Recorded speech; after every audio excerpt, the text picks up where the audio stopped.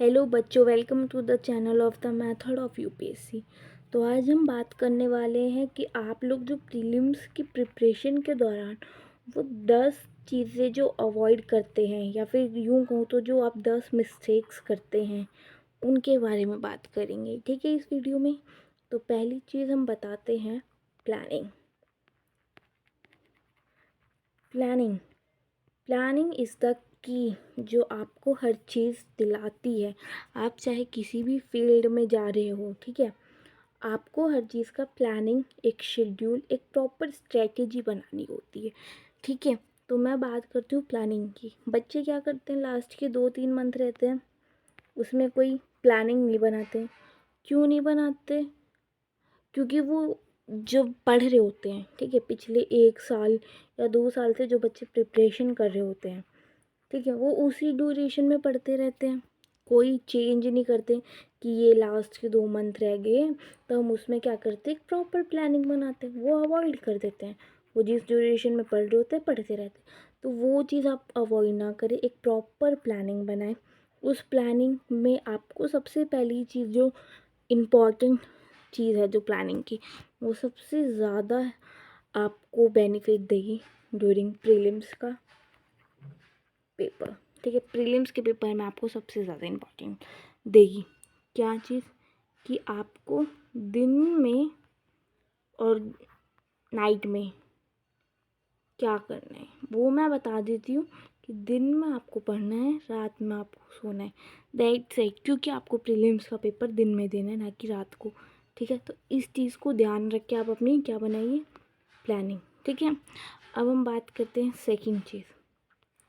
जो बच्चे बहुत बार गलतियाँ करते क्या, कि प्रीलिम्स की प्रिपरेशन कर रहे होंगे, ठीक है, अगर आप पूरी प्रिपरेशन में क्या करते हैं, इन्वायरमेंट के लिए आप लोगों ने एक बुक पढ़ी।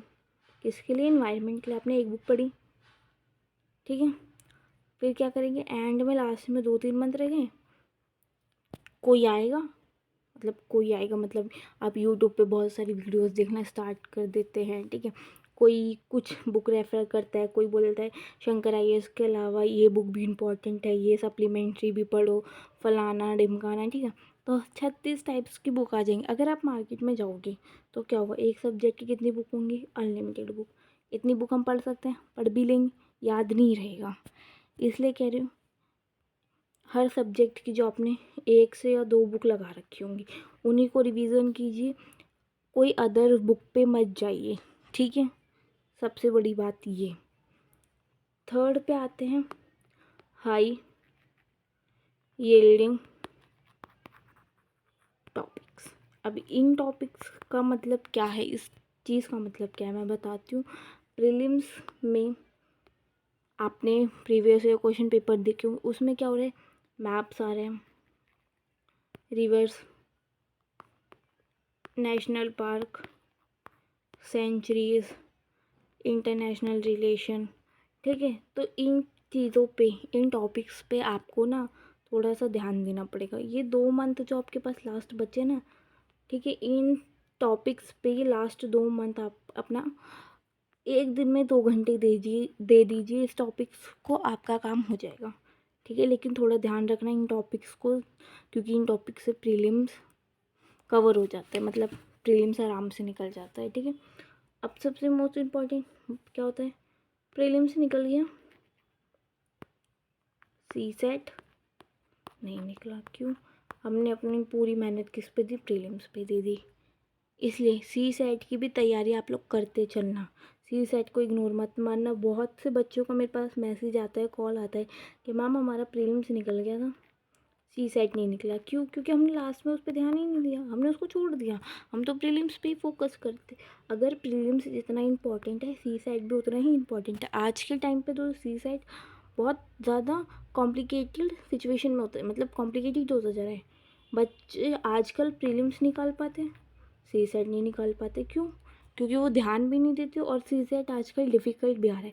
इसलिए आप जितना हो सके सी सेट पे टाइम दीजिए। ऐसा नहीं कि प्रीलिम्स को इग्नोर कर दीजिए, दोनों को इक्वल टाइम दीजिए। ठीक है, और कॉम्प्रिहेंसिव पे ज़्यादा फोकस कीजिए जिनका मैथ वीक है। बाकी जिनका मैथ स्ट्रॉन्ग है वो इंग्लिश कॉम्प्रिहेंसिव पे और मैथ पे, दोनों पे फोकस कीजिए, ठीक है। फिफ्थ हम बात करते हैं डोंट प्रिपेयर फॉर मेंस। बच्चे क्या करते हैं, मेंस की प्रिपरेशन स्टार्ट कर देते हैं, प्रीलिम्स को लाइट लेके मेंस की प्रिपरेशन स्टार्ट करते हैं। अभी भी जैसे 2 मंथ आपके पास है और एक्स्ट्रा जो आपको 3 वीक मिले ना, सॉरी 3 वीक जो आपको मिले, उसमें भी बच्चे क्या कर रहे हैं, मेंस की तैयारी स्टार्ट कर रहे हैं। बहुत से बच्चों के मेरे पास कॉल आए थे कि मैम क्या करें, लास्ट के 3 वीक हमें एक्स्ट्रा मिल गए, तो बोल रहे थे मैम हम मेंस की तैयारी स्टार्ट कर। मैं बोली भाई क्यों मेंस की तैयारी स्टार्ट करनी है, प्री अभी बाकी है ना, क्यों देना है मेंस को टाइम। मेंस के लिए आपको टाइम मिलेगा, 3 से 4 मंथ आपको मिलेंगे, तो मत करना मेंस की तैयारी, ठीक है। प्रीलिम्स पे फोकस करना, सी सेट पे फोकस करना, ठीक है। सिक्स्थ बात करें प्लान फॉर रिवीजन। क्या करते हैं बच्चे, रिवीजन के लिए टाइम नहीं बनाते हैं। वही मैंने बोला कि दूसरी बुक्स पे आ जाते हैं, दूसरी बुक्स पढ़ते, तो जो पहले पढ़ी थी उनको नहीं कर पाते, रिवीजन नहीं कर पाते। इसलिए ऐसा मत करना। रिवीजन के लिए जितना हो सके रिवीजन कीजिए और रिवीजन के लिए प्रॉपर टाइम बनाइए, ताकि आप जब रिवीजन करें पेपर से पहले, ठीक है, लास्ट के 2 मंथ जब आप पेपर दें, जैसे कल आपका पेपर है, तो एक दिन पहले आपको तसल्ली हो कि हाँ मैंने एक सब्जेक्ट को 2 या 3 से ज़्यादा बार पढ़ा। इसलिए बोल रही हूँ रिवीजन के लिए एक प्रॉपर प्लान बनाना, ठीक है। Seventh, don't avoid test series. बच्चे क्या करते हैं, टेस्ट सीरीज़ को अवॉइड कर देते हैं। क्यों करते हो भाई, जब आपको पता है कि प्रीलिम्स के लिए टेस्ट सीरीज़ बहुत इम्पॉर्टेंट होती है। एटलीस्ट आपके पास अभी 2 मंथ हैं, इन 2 मंथ में 40, आई थिंक 40 भी बहुत कम है, 60-80 टेस्ट सीरीज़ लगा दीजिए। अगर इन 60-80 में से अगर आपके 110 नंबर हर पेपर में आए, 60-80 अगर आपने 60 लगाए और 60 के साथ में 110 से ऊपर आए, या फिर आपने 80 पेपर आए, 80 में 110 से ऊपर आए हैं, ठीक है, या 110 में आए, तो आपको ओवर कॉन्फिडेंट नहीं होना, लेकिन हाँ एक लेवल आपका बढ़ जाएगा, अप हो जाएगा कि हाँ मैं कर सकती हूँ, कर सकता हूँ, ठीक है। तो टेस्ट सीरीज़ को बिल्कुल अवॉइड मत करना। 8, हाउ टू अटेम्प्ट पेपर। बच्चे क्या करते हैं, पेपर को कैसे अटेम्प्ट करना है वो इस पे ध्यान ही नहीं देते, अवॉइड करते थे, तो ये मिस्टेक आपको नहीं करनी। पेपर को अटेम्प्ट कैसे करते हैं वो देखना, सीखना, और वो आप कैसे सीखोगे, जब आप टेस्ट सीरीज़ करोगे। जब तक आप टेस्ट सीरीज़ नहीं करोगे आपको पता ही नहीं चलेगा कि पेपर को अटेम्प्ट कैसे करते हैं। और सबसे मोस्ट इम्पॉर्टेंट या मेन कहूँ फैक्टर, पेपर पढ़ के तो सभी जाते हैं, ऐसा है नहीं कोई पढ़ के नहीं जाता, लेकिन प्रीलिम्स उनका ही निकलता है जो एलिमिनेशन मेथड यूज़ करते हैं। एलिमिनेशन मेथड आपको वो टेस्ट सीरीज़ में लगानी है, 60-80 टेस्ट सीरीज़ में आप एलिमिनेशन मेथड से करके देखिए पेपर। जिस दिन आपकी पकड़ एलिमिनेशन मेथड में हो जाएगी, मैं ये नहीं कह रही कि एलिमिनेशन मेथड करने के लिए आपको 1 या 2 साल चाहिए या फिर 1-2 साल का एक्सपीरियंस होना चाहिए, नहीं। अब 2 मंथ भी छोड़िए, आप 1 मंथ रेगुलर पेपर दीजिए, हर दिन दीजिए पेपर, और हर दिन पेपर जो आप दे रहे हैं 1 मंथ, 30 दिन होते हैं 1 मंथ में, 30 पेपर मान के चलिए, ठीक है। इन 30 दिन में जो आपने 30 पेपर दिए उनमें एलिमिनेशन मेथड लगाइए, फिर देखिए प्रीलिम्स कैसे नहीं निकलता, निकलेगा। बस आपको अटैम्प्ट करने का तरीका आना चाहिए, और वो का तब होगा जब आप टेस्ट सीरीज़ लगाएंगे, ठीक है। मोस्ट इम्पॉर्टेंट चीज़ previous year question paper. Previous year question paper को अवॉइड बिल्कुल मत कीजिएगा। सबसे इम्पॉर्टेंट बात, 25 टॉपिक्स हर साल प्रीवियस ईयर क्वेश्चन से क्या होते हैं, रिपीट होते हैं। टॉपिक्स रिपीट होते हैं, क्वेश्चन रिपीट नहीं होते। फिर कह रही हूँ, टॉपिक्स रिपीट होते हैं, क्वेश्चन रिपीट नहीं होते। टॉपिक वही रहेगा, क्वेश्चन पूछने का तरीका क्या हो जाएगा, डिफरेंट। ये साइन थोड़ा अलग है, लेकिन हाँ ये डिफरेंट का साइन है कि अगर आपसे विजयनगर एम्पायर से क्वेश्चन इस साल पूछा गया है, अगले साल भी वो शायद विजयनगर एम्पायर से क्वेश्चन पूछ लेंगे।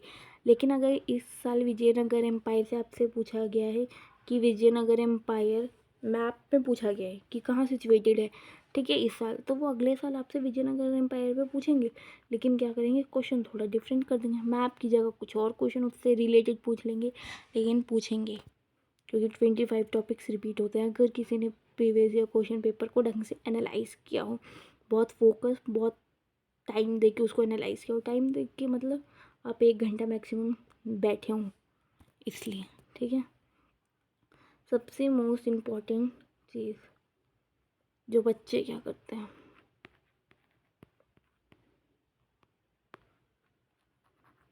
होप छोड़ देते हैं कि हमसे नहीं होगा। अब क्या होप छोड़ते, कैसे होप छोड़ते, वो मैं बताती हूँ आपको। 100% बच्चे पेपर दे रहे हैं, ठीक है, 10 लाख बच्चे पेपर दे रहे हैं समझो, ठीक है, 10 लाख बच्चे ने फॉर्म भरा, 10 लाख बच्चे ने फॉर्म भरा, उसमें से 6 लाख बच्चे फॉर्म पेपर देते हैं प्रीलिम्स का। अब 10 लाख में से 6 लाख क्यों है, 4 लाख बच्चों ने क्या कर दी, होप छोड़ दी।